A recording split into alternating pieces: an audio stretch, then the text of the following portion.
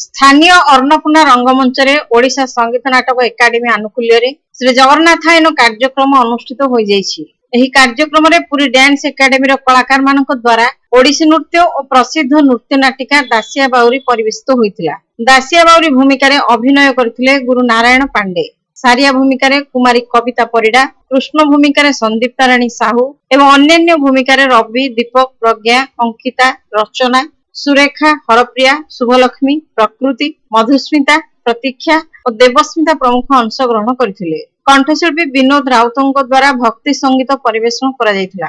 এই कार्यक्रम संगीत नाटक एकाडेमी समस्त सदस्य, नाट्यशिल्पी, निर्देशक और गुरु माने उपस्थित रही कार्यक्रम भूयसी प्रशंसा करथिले।